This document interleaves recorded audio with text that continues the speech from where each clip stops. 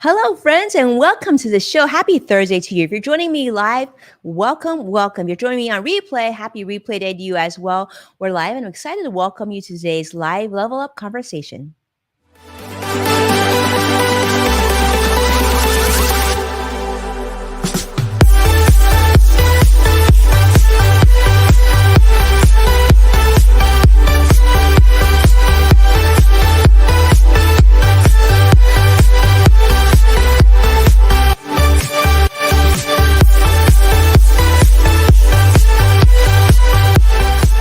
Welcome to Level Up with Winnie Sun.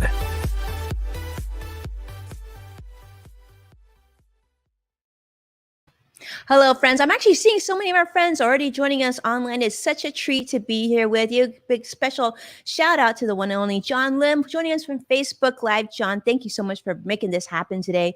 We so appreciate it. Well, for those of you who are new, I'm Winnie Sun, your host, Forbes contributor, CNBC Council member, and award-winning financial pro, here to keep you on top of relevant, trending business news. But most importantly, you're part of today's discussion. So we're going to be sharing audience feedback during our community moments. Thanks so much for joining me today.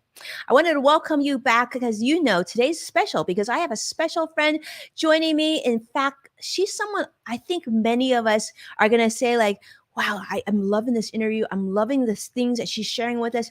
That really is something I've been thinking about. She's a resilience expert who works with organizations of all different sizes and businesses to identify the mindset and strategies to help us navigate keeping from getting burned out. Can you relate? I can totally relate. Well, you're going to be in for a treat. But before we jump to her, let's talk about how the market closed today, because I think that's something to celebrate, my friends. Finally, after this week, we've had some good news. In fact, triple gains today, not just a little bit. We're going quite a bit. Now, it's sort of overdue, I would say, because we've had a pretty rough week on the financial markets thus far. And actually, I would say most of this month. The Dow closed up 614 points. The Nasdaq closed up 382 points, and the S&P 500 also up 103 points. We'll absolutely take it. Now, investors probably felt a little bit sigh of relief today as the market did actually relatively well all day. We also saw strong earnings coming from companies such as Meta Platforms. Certainly a really rocky time, but overall, we're happy with the news today.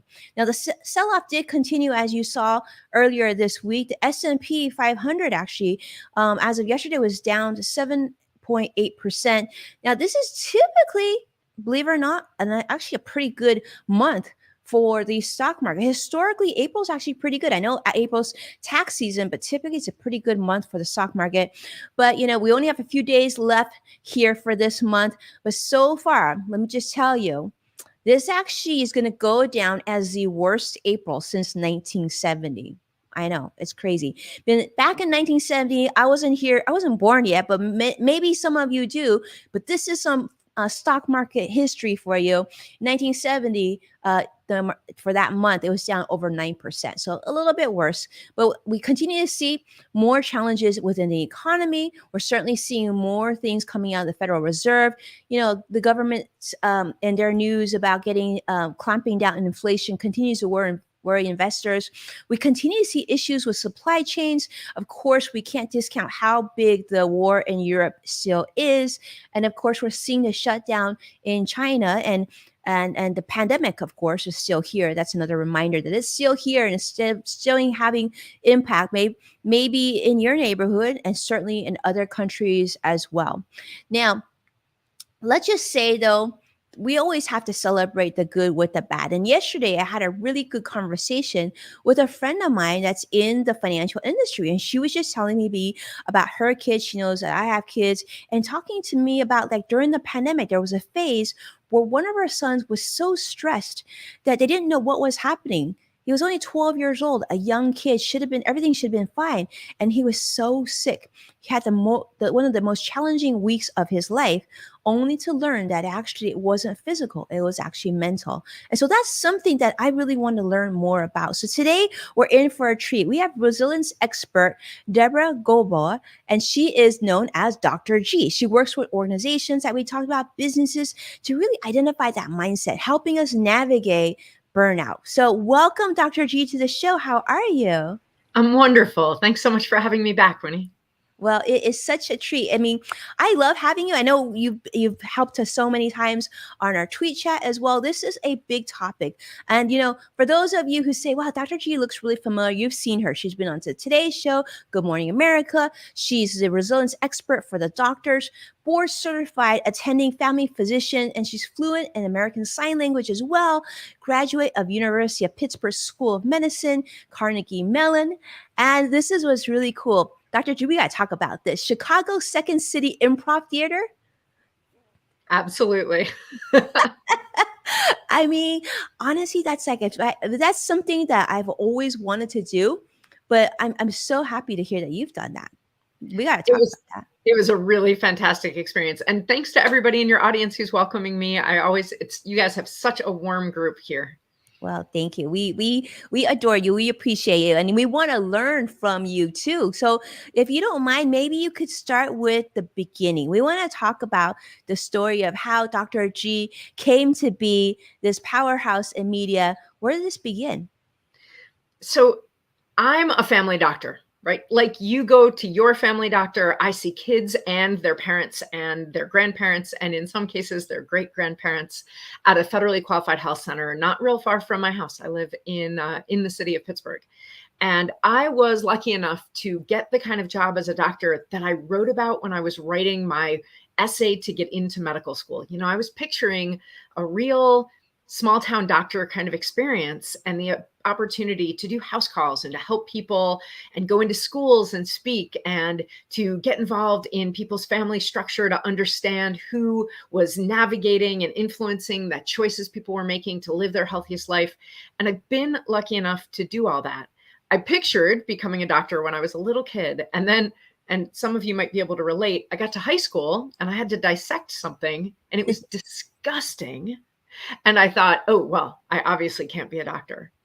Not knowing that a lot of kids in puberty have a really strong gag reflex and find a lot of things disgusting that they handle just fine later in life. So I went into theater. I had been working in theater at my high school and I loved it. And then I found out you could go to college for that. So I did. And I graduated with a bachelor's in drama, and I got some amazing work. I worked at Deaf West Theater Company in Los Angeles. That's how I got my interest in some of my skills in sign language. And I worked at Santa Monica Playhouse, and I worked in Wichita and Seattle and Chicago. When I started working in Chicago, one of the jobs that I got, and actually the last job I had in theater for a couple of years, was at Second City Improv Company. It's a long story in and of itself, but it was a really incredible experience. I worked with some amazing people who were not famous at the time, but some of them are pretty famous now. And when I had been there for a couple of years, I realized that I'd kind of peaked in the theater world. I could stay there, and it was fantastic. But I thought one of the things I was really interested in was healthcare. I had been volunteering on an ambulance as an emergency medical technician, and I loved the urgency and the need. So I called up Northwestern's medical school one day. This is before the internet, right? So I get this woman on the phone and I say, hey, I'm thinking of applying to medical school. What's required? Thinking she's going to say, biology and chemistry. And she says, a bachelor's. I said, in what? And she said, college. I said, I totally have one of those. So I did have to take a few science classes while I was applying, and I picked up the rest of the certification I needed to become an American Sign Language interpreter. And then I went to medical school. And once I became a doctor, after a few years of really feeling like, okay, I have a sense of what I'm doing, I started to notice that there was this gap between helping people feel better and helping them truly be well. And I've never stopped practicing as a physician, but I also, because I worked part-time as a medical doctor, dove into the research on what's in that gap between getting better from an illness or an injury or a stressor and actually being well. And the medical literature names that gap often as patient resilience, which I'll admit sounds a little bit like a cop-out, I think. Mm-hmm. Like doctors are saying like, well, we did our part and the rest is on you. But I thought, what if it's true? What if the difference is resilience? What is that? I know the word, I have a definition in my head, but what do we mean when we apply it to people's mental health and physical health? So I went to some experts and started doing research actually with a doctoral lab at Carnegie Mellon University's business school, because in business, we're really interested in people's resilience and what helps us to navigate change. And I stress that word because it turns out that resilience isn't only about navigating difficulty or adversity. It is necessary for navigating all change. All change. That's powerful. To consider like your background and the having, well, in some ways it was sort of a pivot because, you couldn't deal with a dissection and then you didn't think that you would be a doctor, and all of a sudden you decided that this was the route that you wanted to take. This is huge. And I love the fact that you're studying something that we can all relate to, Dr. G. Burnout is so real. And I think if anything, the last two plus years has really demonstrated the Yeah. impact, right? Of how much we can take, how each of us can take, and how much we cannot take, and at what place do we have to say, okay, we need to pause. And I want to talk about your new book. Can we talk about your new book? Yes, I would love to talk about my new book. All Thank right, you. I want to talk about your new book because I want to talk about this line, which I thought was really powerful, and that is that all change is stressful, even the good ones. Okay, all change is stressful, even the good ones. You got to explain this to me. So, okay, Winnie, challenge me. What's the best change you can think of that sounds like it shouldn't be stressful at all because it would only be amazing? Like, there are a lot of choices, but what's a change you can think of that's like only good news?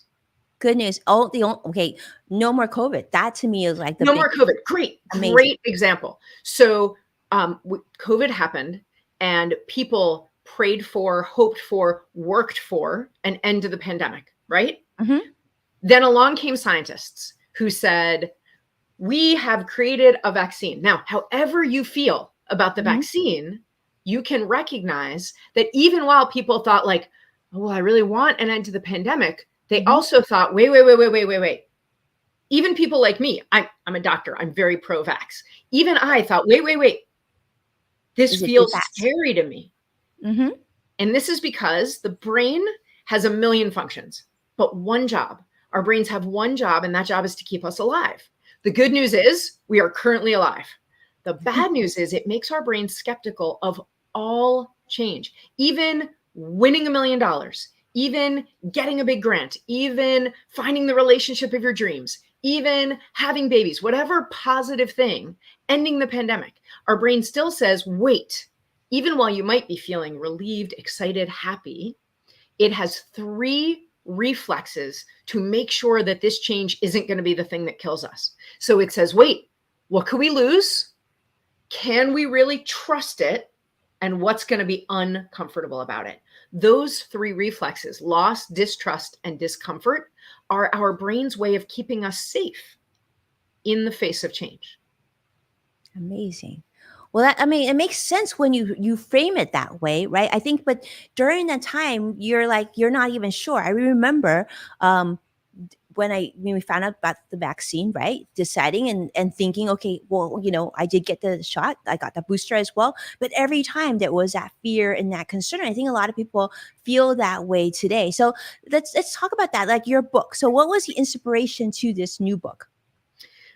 What I was looking for, I am a family doctor, which means, I thought about going into emergency medicine because I'd been an EMT and I love work on ambulances, but I'm in an emergency room. You go in, you see that doctor once, they do their best for you and they send you on your way. And chances are, with luck, you never see them again.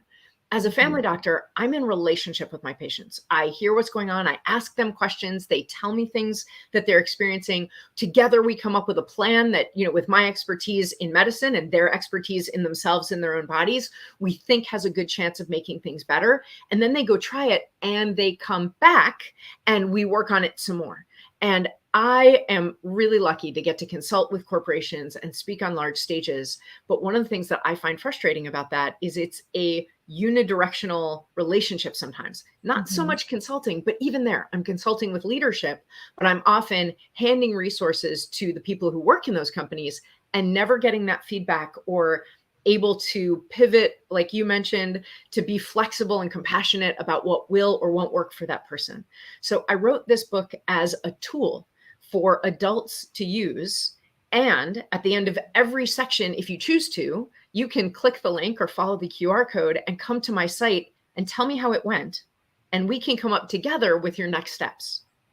Oh, I love that. So it's like a book, but there's engagement, which I think is Yeah. critical, right? Because a lot of times we read these books that provide a lot of value, but there's not an ask or an activity for us to do. So it continues that conversation. So it's almost like getting our own Dr. G, but on a digital platform in addition to the book. So let's talk about that. So what's the answer? Like when you think about all that's gone on during the last few years, Yeah. so many people are experiencing burnout, right? It's still not back to normal. We have families that haven't seen it. I actually spoke with a colleague yesterday, and she says, Winnie, my family is in Canada. She says it takes 3 planes to get to see her family, her parents in Canada. So her kids haven't seen their grandparents now going on, 2+ years. And she says what we do now is we simply FaceTime every day. What's the answer? Like for a lot of people that feel sort of overwhelmed and needing that little bit of nugget, what would you say? When we have to navigate change, and I defined resilience, right, as that ability to navigate change. Mhm. It isn't actually that most people have faced one particular overwhelming change that they absolutely can't think of a single thing and they're totally overwhelmed and they're stuck. It's the proverb, the idea of death by 1,000 paper cuts. It's that people have been overwhelmed. There's something coming from here, and now there's something coming from here, and then there's a big stressor, and I can maybe, but what about the things coming from the other directions? People feel, the word you used is exactly right, overwhelmed. What they need is to feel less winded, to be able to keep walking up these stairs, because we know that if we want to achieve more in life, have better relationships, stay in connection with our company, our mission, with our family, we need to be able to handle change as it comes. And yet they need to be in better mental health shape so that they Mhm. don't feel as overwhelmed. This is not me saying that if someone is suffering from a mental illness, that they just weren't in good enough shape. Mental illness is real. Mental illness chronically affects 18% of adults and 18% of kids. But mental distress, that feeling of overwhelm, that Mhm. affects almost everyone at one point or another in their childhood and in their adulthood. The answer is to build our fitness so that we feel less winded by the changes that are coming at us, and set stronger boundaries so that we are able to say when it's too much. So are you talking physical fitness or are you talking mental fitness when you I'm say? talking about mental fitness. The research that I did showed that when we say resilience, right, you might say to yourself, okay, yeah, I buy what Dr. G is saying. I'd like to be more resilient. But I asked Mhm. that question, what is that? And I gave a definition of the word. But the other research that I've done is to figure out what are the skills that make us more resilient. We used to believe about 20 years ago that resilience was just a trait. It was like your eye color. You had it or you didn't, or you had a certain amount of it, and not much would change that. But all of the growth mindset work done by Dr. Carol Dweck and her colleagues has shown us that it's not just in academics that we can learn to learn. In resilience as well, we can learn to be more resilient in the face of change. There are 8 skills that will push us towards more resilience. So the reason I wrote the book the way I did is because I want to give people exercises, activities they can do that build any of those 8 skills. And I don't want to tell you which one you need first or most. You're the expert in you. So I Right. bring my expertise. These are the skills and these are the activities that will build this skill. You bring your expertise, the changes you're facing, the skills you already have, and the skills where you really feel like you have not enough of them right now and they'd be super useful. That's powerful. And that's great. So the 8 tips are in her book. So Dr. G's book, definitely something. I love how you said that. I think it gives a lot of people hope, right? It's something that you can build upon. It's a skill that you can work on, mental strength, right? So you don't get mentally winded. That's what I got from that too. So really important. I think, all of us have different experiences.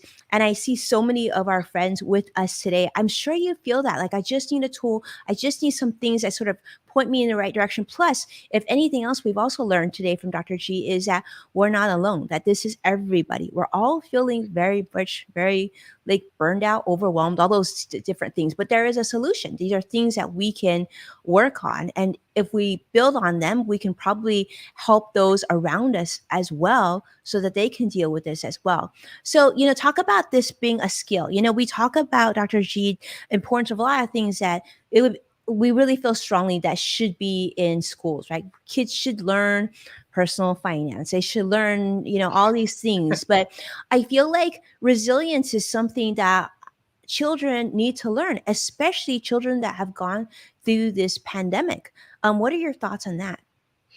I think actually that our generation, and I also have 4 kids, so I'm thinking of my own kids and yours and all of the kids that I've worked with in schools and camps.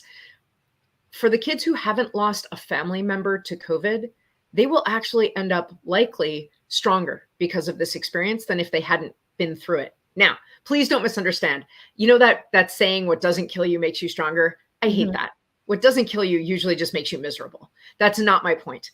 My point is that this is a generation of people who've gone through a major disruption and upheaval while their adults were watching to see if they were okay and come alongside and strengthen them when they were having a hard time. So that the next upheaval or disruption that each of those kids face in adulthood, which is unlikely to be global like this one is, it's much more likely to be personal or in their family or in their community, they're going to already have some strategies that we are intentionally teaching to them that they wouldn't have had without this experience. I really believe that we can use this as an opportunity, not just to set our own good boundaries and strengthen ourselves, but to also say, okay, there are kids in our lives who will continue to face change. And so we can talk to them clearly about, hey, this was hard, right? What did you do? What was useful to you? And what else would be useful to you? Let's learn some skills so that the next time something hard happens or something changes, you feel less winded by it. I love that. That's powerful. Very, very good. Well, let's talk about professionals then. We know executives at different companies. I know you work with a lot of organizations. What are you seeing? What are you hearing? I'd love to get your insight on, of course, resilience in the workplace. There are a couple of things I wanted to point out, but for your audience in particular, if you want to level up, you are inviting stress into your life. And that's not a bad thing. One of the misconceptions that we have as a society is that stress is always poison, right? You might have heard that, like stress is toxic, stress is poison. When I was in medical school, they told us stress is the new smoking. Tell your patients to avoid it at all costs. I have no problem telling my patients to avoid smoking, but I can't tell them to avoid stress, especially people who want to level up in some way. Because remember I said all change is stressful? That means applying for a new grant, applying for a new job, pitching a new client, deciding to offer a new service or to start coaching or to consult. Every single change is stressful. But if you don't change, you can never level up. You can't level up in your own philosophy. You can't level up in your work. You can't level up in your relationships. So leveling up invites stress. What I want is for people to develop the strengths, the skills that they need so that they look at that stress and say, okay, I can do that. Very much like if you decided to train for a marathon and I said to you, oh, first day, run 10 miles. You'd be like, nope, first day, run half a mile and then fall over. But if you train for it by, I don't know, month 3, if I say, okay, we're going to run 10 miles on Saturday, you'd say, okay, I think I can. Does that make sense? It makes perfect sense. It's like every other skill that's important, but resilience is such an important skill. And I love that you're saying you're giving these steps because as you mentioned before, it's not like we are going to not continue on our journeys, right? We're still looking at growth as a positive thing. I think many of us can relate to wanting a career advancement or bringing that extra paycheck in. We want more opportunities and therefore we need to arm ourselves and have these skills that you're talking about. Dr. G, I feel like what you're talking about today is something that almost should be provided to kids, as they go into high school and they deal with AP exams and then they have to apply for college. And then that these are so important to, a successful adulthood. So this is great. So where can people go to learn more about the book?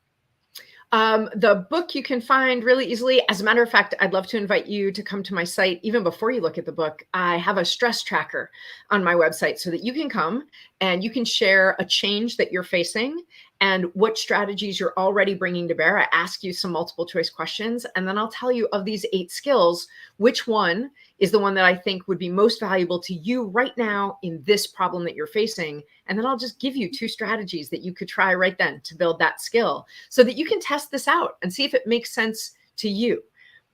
Oh. When you think about all of this change, when you think about it from a work standpoint, when you think about it as a professional, the other thing I want to point out is, if we have this idea that stress is always poison, then if you stress anyone else out, you must be the villain. And when an employee comes to a supervisor or a leader and says, yeah, that thing you asked me to do yesterday, you really stressed me out. We know what that means. In our society, what that means is you made some sort of leadership mistake. You presented it badly, or you gave me something you shouldn't have given me. And leaders feel really confused by that because, but I asked you to do something so that we could level up our business, or so we could get closer to our mission. That's what we're here for. When we start to recognize that stress isn't a poison, it's a tool. And like any tool, it can bash your head in if you don't use it well, but you can't build without it. Then leaders stop hearing "you stressed me out" as a condemnation, and they start hearing it as a request for a little bit more support. And that is a totally reasonable thing. So when someone says to you, whoa, telling me that we had those taxes that had to get done, or that proposal really needed to be polished, that stressed me out. Instead of saying, oh, sorry, I'll back up, I'll reverse course, we can say, okay, I hear you. Change is stressful. How can I help? Or what support do you need? Or what else are you trying to let me know about? Or, and this is a really important skill for us in business, is empathy what's most valuable here? To say, yep, I understand. It is really stressful to navigate this change. I appreciate your help with it. I love that. That's powerful. Dr. G, what else have I not asked you that you should be sharing with us? What I want to talk about is a little bit, I so appreciate you asking me about my book, but really what I want to stress to people is that we talked about how if our brains hear about a change, or even the possibility of a change, and even if we might, like, let's say I applied for a job, Winnie, and I'm super excited because I get the email that I got it. And if you're an entrepreneur, you might think of this as you pitched a new client and they send you an email being like, okay, yeah, I'm interested. Send that contract over. Even while you might be feeling thrilled, your brain also goes, wait, what could I lose? Am I going to lose my ability to serve my other clients well? Or am I going to lose the relationships I have at my current job? Distrust. I got to read that email again. Did it really say what I thought it said? Was it really to me? Are they still thinking about it? What does that turn of phrase mean? And discomfort. I wanted this, but am I going to be able to communicate really clearly with this person? They're in a different time zone than me. Is that going to be hard? So I only told the hard part of the story. All of those feelings of fear and distrust and discomfort come from this part of our brain in the center called the amygdala. The way to quiet, you can't silence your amygdala because it's keeping you alive. So we need it. And you can't silence it even if you tried. But the way to turn it down a little bit is to get the front of your brain, the ventromedial prefrontal cortex activated, is by asking it a thinking question. And the way that this cycle of resilience goes from, okay, announcement of change, loss, distrust, discomfort, the next thing, the thing that turns the corner, is choice. Remembering, you don't even have to list them first, just remembering that you have choices, that turns on the thinking part of your brain, which quiets the fear and distrust and discomfort part of your brain. So you ask yourself, wait, okay, what choices do I have? So to go to the job offer, well, I can choose whether or not I take it. I can choose who I tell about it and when. I can learn a little bit more. I can find out how the person wants to handle the time zone issue. Okay, I have choices. I start to list those choices. The 5th part of this 6-part cycle is that I engage with those choices. I move forward on one or more of them. And that brings me to the last part, which is reunification. And reunification is not necessarily reunifying with my new job or with my new client. It's reunifying with myself. Remember, we talked about resilience is the ability to navigate change and come through it the kind of person you want to be, pointed towards your mission, behaving in ways that make sense to you. That's the reunification part. So all you have to do when you're feeling really stuck in that loss or distrust or discomfort is remind yourself that you have choices, and then start to figure out what they are. Yep. and figure out what. Yeah, I love that. Remembering that you have choices, I think that's really, really key. I think that I kind of relate that to a lot of what we're going through with the financial markets right now, where there's so many financial stresses and people are worried about their retirement, whether they're going to be able to send their kids to college, and whether they need to take on a second job or look at another income stream. And I think one of the things I say is, well, a lot of this, like you said, there's choices. You have choices, but to remember that this can be temporary choices too, that you still can be in control. You can still feel like you're whole. And just because there's change doesn't mean it's forever. And I think that's what I heard from you, Dr. G, of, those choices gives you like different rubber bands of you can always come back.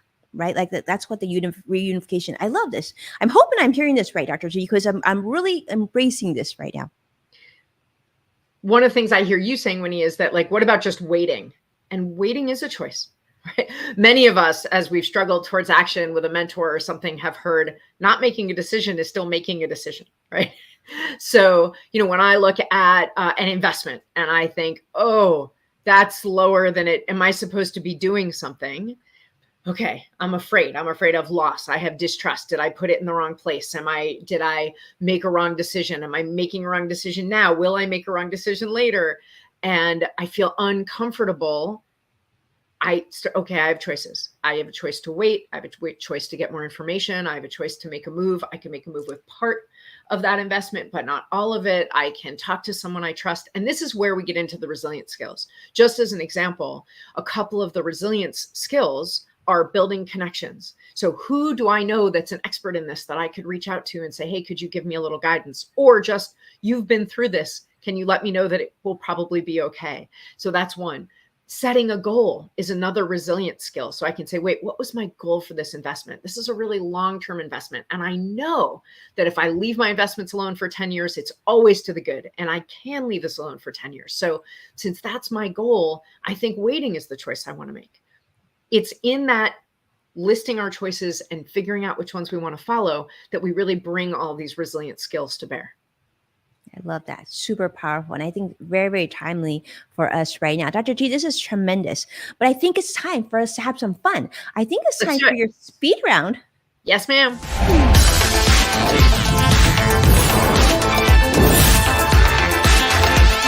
Speed round.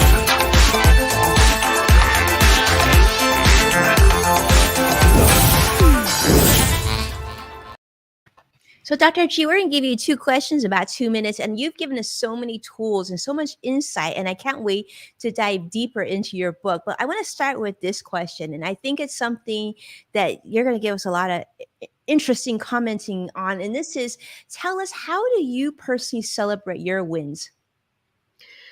I, like so many people, have the negative voice be louder in my head. So I make sure when something really good happens to tell some people about it.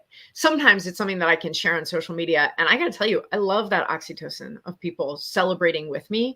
But most often I make a point of telling those stories to my kids. I also make a point of telling them the stories of the struggles that I have so that they'll see that all of those cycles are possible. But, I have a partner and I get to tell him about it. I'll call my dad because I'm lucky enough to still have my dad around. And he loves to hear when things are going really well. And the more times that I tell the story, the easier it is for me to remember that there are wins, so that when I'm hearing those negative ideas in my head that, like, oh, this is too risky, this is too uncomfortable, I remember, oh, but sometimes it goes really, really well. I love that. I love that you do that. I actually do the same thing. I love telling those close to me some good news. It just feels good, and you remind yourself that how far you've come. All right, question number 2, Dr. G. That we definitely believe that everybody has their own yes factor.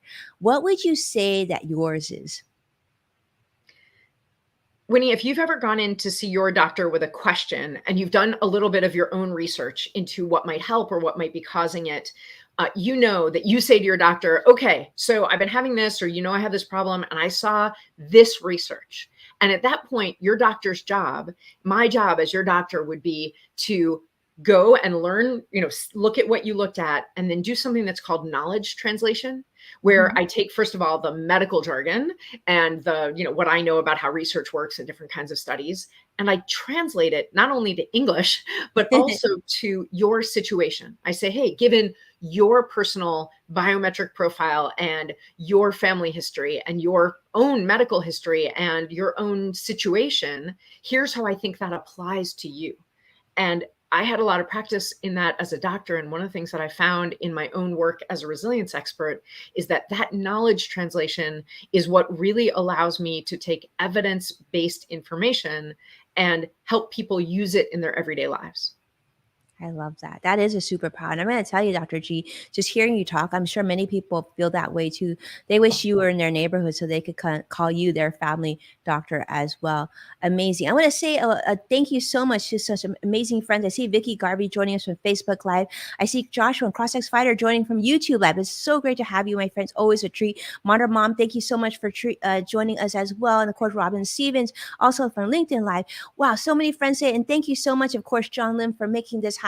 And most importantly, Dr. G, incredible. What a treat. I'll be honest with you. I kind of wish the show would continue because I kind of want to talk to you some more and learn even more from you. But I'm definitely going to reach out because I want to make sure to get my hands on that book. So I definitely want to read it. But thank you so much, everybody, for being a part of today's show. And thanks you so much for watching and supporting the program. If you don't mind, take a moment to share the show with someone that you care about, because I think you would agree Dr. G's message is something that we can all relate to right now. And you might be helping someone feel a little bit better by some of the tips that she shared with us today. And as a reminder, you can find full episodes of Level Up on NASDAQ, KBCW, Amazon Fire, and Roku, and many other platforms. And we're excited to share that Yes Factor, our brand new podcast, is now available on most podcast platforms. So please tune in. And with that, Dr. G, thank you so much. Please be well, my friends. And I can't wait to see everybody again tomorrow. Take care. Bye, everybody.